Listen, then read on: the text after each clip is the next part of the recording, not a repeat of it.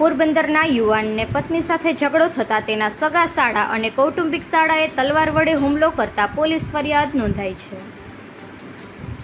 પોરબંદરના નગીનદાસ મોદી પ્લોટમાં રહેતા ભાવેશ દેવજીભાઈ પુનાણીએ નોંધાવેલ પોલીસ ફરિયાદ મુજબ શનિવારે રાત્રિના 12:30 વાગ્યાના અરસામાં પત્ની જ્યોતિ સાથે સામાન્ય ઝઘડો થયો હતો.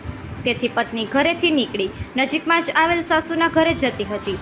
આથી તેને રોકવા માટે પાછળ ગયો હતો અને રસ્તામાં પત્નીને રોકી ઘરે આવવા સમજાવતો હતો. તે દરમિયાન કૌટુંબિક સાળો નિલેશ ધરમસિંહ પાટણેસા ત્યાં આવી ગાળો બોલી, મારી બહેન જ્યોતિને તું અવારનવાર મારી કાઢી મૂકે છે તેમ કહી ઢીકાપાટુનો માર મારવા લાગ્યો હતો.